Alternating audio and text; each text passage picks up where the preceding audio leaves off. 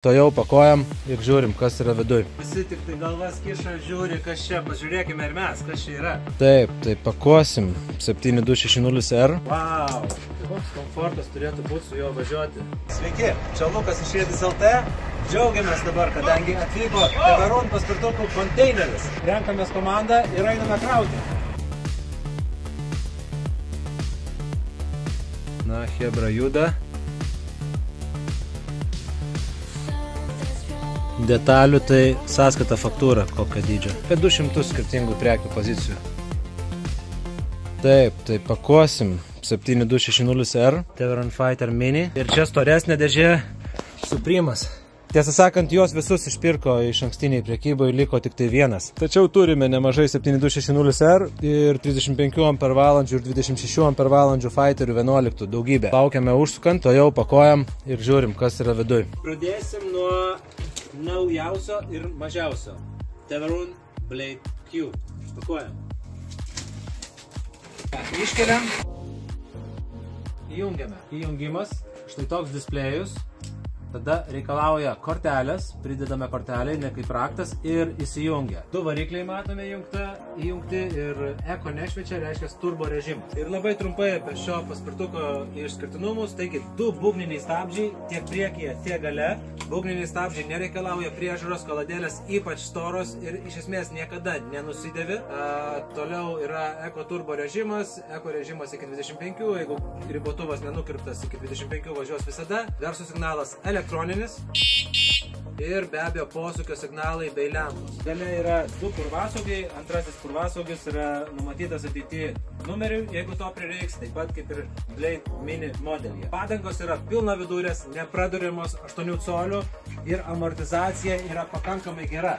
Taigi du varikliai, amortizacija, gera kaina ir reguliuojama vairalazdė. Jūs turite viską, ko gali reikėti paprastam miesto paspirtukui, geresniam už Xiaomi ar Ninebot ar panašius gamintojus. Taupome popierių, nuskanuojate QR kodą ir įeinate internete į instrukciją. Būtent visiems Teverun modeliams. Angliška instrukcija čia yra, tačiau lietuviška yra internete.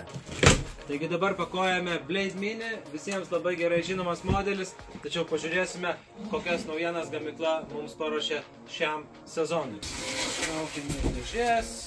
Taigi, ką radom komplektacijoje, naujintas LP16 įkroviklis. Čia yra vieno variklio versija, čia yra dviejų variklių versija. Dviejų variklių versija, pradėkime nuo jos. Hidrauliniai Teverun stabdžiai, NFC užraktas ir du varikliai. Toks yra skirtumas nuo vieno variklio modelio. Vieno variklio modelis turi raktelį, gražiai šviečiantis šonas, Teverun Blade Mini, Riedis Electric logotipai, nes tai yra Riedis Electric komplektacija. Nepamirškite, kad mes gaminame savo komplektacijos Teverun Blade Mini modelį. Dėl to jos perka ir iš visų Europos šalių iš mūsų. Mes sudėjome galingesnius kontrolerius, galingesnius variklius. Be abejo, užrakinti reikia Teverun patentuotą užraktą. Tai yra dviejų saugiklių užraktas. Pakeliame vieną, atrakiname vairalazdę ir jinai vis tiek nenusilenkia. Ištraukiame antrą saugiklį, tik tuomet vairalazdė nusilenkia. Montuojame kabliuką, kurio pagalba galite sulenkę paspirtuką, užkabinti jį čia ir tada patogiai jį neštis, transportuoti. Tai yra Teverun Blade Mini, tai yra populiariausias praeitų metų elektrinis paspirtukas iš riedis.lt. O dabar premium klasės paspirtukas. Jau Blade Mini yra premium klasės paspirtukas, bet čia yra dar aukštesnės klasės elektrinis paspirtukas. Viskas supakuota puikiai, jokių pastabų gamyklai. Mūsų online vadovas ir matau yra VIN QR code. Taigi įvykus, sakykime, vagystėje ar draudžiamajam įvykiui, jūs visą laiką galėsite būti, turėdami tą QR kodą, žinoti, koks jūsų paspirtuko serijinis numeris yra išgraviruotas ant paspirtuko dugno. Pasižiūrėkite į detalės. Teverun užrašai net ant rankinėlių. Atnaujintas stabdžių hidraulika. Pažiūrėkite, su indikacija, kur matosi, kiek yra stabdžių skysčio. Integruotas išmanus TFT displejus su appsu. Tai toks finger throttle gazo mechanizmas. Aišku, galime pakeisti ir į nykštinį, kas tik tai nori to. Na ir be abejo visos detalės. Varžtų apsaugos, graviruoti užrašai ant variklio, Teverun užrašai ant šakių. Viskas yra autentiška. Pažiūrėkime dugną. Serijinis numeris, CE sertifikatas, LP16 pakrovimo jungtis, dėl saugumo atšvaitai. Taigi, įjungtas paspirtukas, integruotas TFT displejus su Teveron appsu. Įdomus dalykas, kad dabar, pavyzdžiui, šviečia jis įvairiom spalvom, bet jeigu įjungi posūkį, yra bėganti eilutė ir vienas tik šonas mirksi, kitas pilnai užgesta. Tai žmonės gali suprasti, kad jūs darote posūkio manevrą. Garso signalas, NFC 2 kortelės komplekte ir integruotas labai gražus nuplėšių Teveron displejus. Priekinis žibintas, dabar galbūt appso šiek tiek parodysiu. Taigi matom per appsą, čia yra 58,8 voltai, tai yra 52 voltų sistema. 51,1 voltos. Idealiai pakrautas stovėjimo ir sandėliavimo režimui, apie 60-70%. Mes čia galime jungti ir variklį, arba priekinį, arba galinį. Mes galime važiuojant matyti srovę, lygiai tą patį matome ir ekrane. Matome temperatūras įvairias, priekinio galinio variklio. Galime taip pat perjungti bėgius, 1, 2, 3, 4, 5. Tada baterijos, matome puikiai visą baterijos sistemą, matome kiekvieną celių grupę, kiek jinai pasikrovus, kad nėra disbalanso matome ir temperatūra baterijos viduje. Dar jinai yra šalta, nes paspirtukas nebuvo ilgai įjungtas. Daugiau yra įvairių nustatymų. Ratų diametras 10 colių, system voltažas nusistatome 52 voltai. Auto upgrade galime jungti taip, kad apsinaujintų programėlę ir programinę įrangą. Advanced settings turime įvairių nustatymų, pavyzdžiui, kad važiuotų tik atsispyrus. ABS-as. Ir tuomet įdomiausias nustatymas yra, kad kiekvienam bėgiui galime nustatyti galę. Reiškia, ant pirmo bėgio ABS-as ant vieno, priekinis variklis ant vieno, galinis ant vieno, srovė 15. Pažiūrime, kiek yra ant maksimalaus, ant 5 ir srovė net 55 amperai iš vieno valdiklio. Taigi dabar įjungiau didžiausią 5 bėgį. Dar prieš tai jums parodysiu apšvietimo nustatymus, kurie yra čia, LED settings. Ir mes galime pasirinkti įvairias spalvas. Pavyzdžiui, dabar aš padarau, kad šviestų raudonai. Dabar padarau, kad šviestų žaliai, mėlynai ar žydrai. Taip pat balta spalva, galbūt daugam jinai patinka. Šiuo atveju jinai šviečia taip, bet galime dar pasireguliuoti įvairius režimus. Pavyzdžiui, kaip keičiasi spalvos. Padarome 7 spalvų kažkoks gradual pasikeitimas. OK. Ir tada matome, kaip viskas veikia. Dar kartą paminėsiu, jeigu jungiame posūkius, viskas pradeda šviesti tokia į geltoną panašią spalvą. Ir taigi paliekame autoplay, kad jis jau pats šviestų įvairiomis funkcijomis. Spalvą nusistatom kokią nors tokią. Aišku, jūs galite valdyti pagrindinius nustatymus ir šiame meniu, štai parodysiu. Pavyzdžiui, jeigu norite dabar 2 varikliai jungti. Jeigu norite jungti vieną variklį, palaikote M. Ir matosi, vienas ratelis liko. Dabar liks 0 ratelių. Dar kartą palaikiau M, vėl vienas variklis ir dar kartą palaikiau 2. Bluetooth'as nemirksi, reiškia mes prie Bluetooth'o prisijungę, 52% pagal Teveron, jau šiek tiek kitoks skaičiavimas procentų negu voltų lentelė, pagal ką mes matuojame. Tai yra premium klasė, jūs pasižiūrėkite, kokios detalės. Mane kas nustebino, tai būtent plastikai dabar. Tokio storio neina parodyti, labai stori purvasaugiai. Dažna problema yra purvasaugiai paspirtukam, pasižiūrėkite. Masyvus ir stabilus. Masyvus tikrai apsaugos nuo purvo. Ir be abejo, CST šito tipo 3 colių ir 10 colių aukščio padangos yra labai geros. Jas montuoja daugybė irgi premium gerų paspirtukų, kaip Nami, Klima ir panašiai.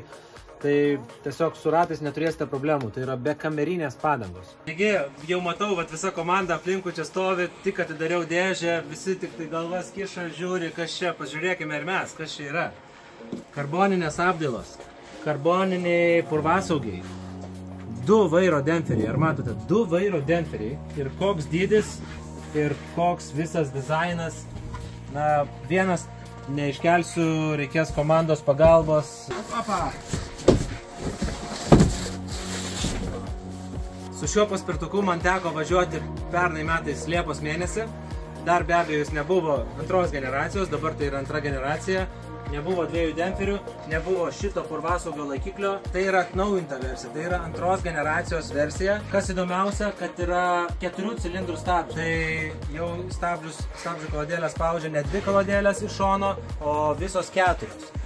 Tai yra aukščiausia klasė. O dabar pažiūrėkime įdomiausią dalyką. Ką matom labai retai elektrinių paspirtukų rinkoje. 13 solių ratai. 11 solių jau yra ratai didžiuliai Teveron Fighter. Pažiūrėkite, tai yra 13 solių ratai. Wow, pasižiūrėkite. Koks komfortas turėtų būti su juo važiuoti. Taigi, tu jau jungsim paspirtuką.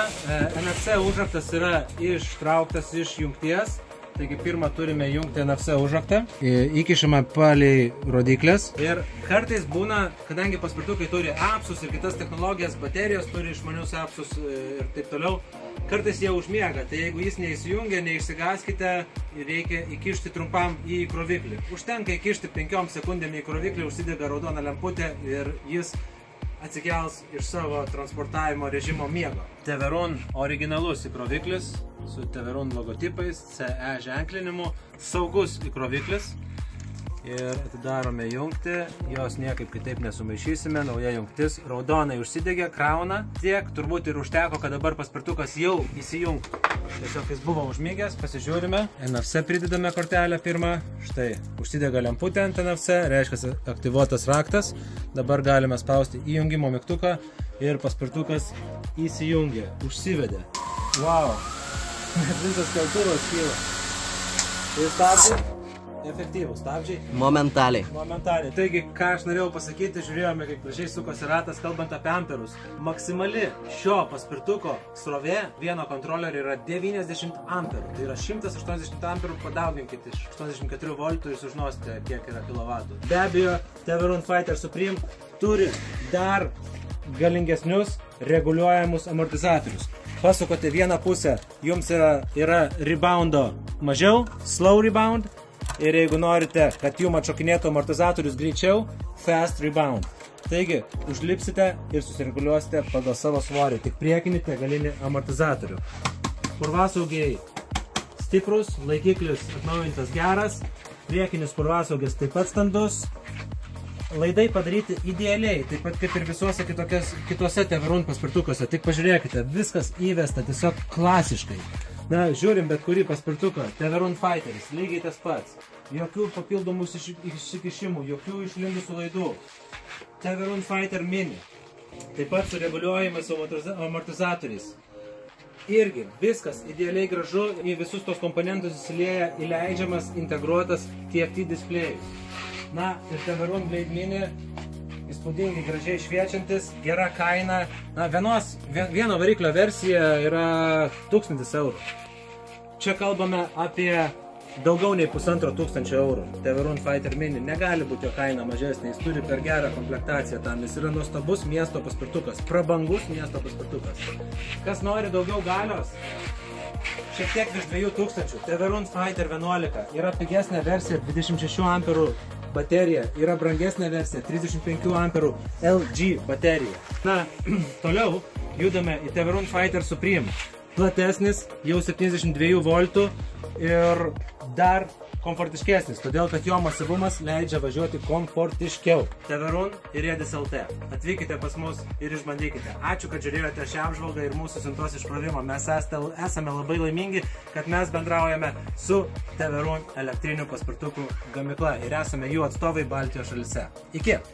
Riedis.lt. Tavo laisvė judėti. Kalvarijų gatvė 269, Vilnius.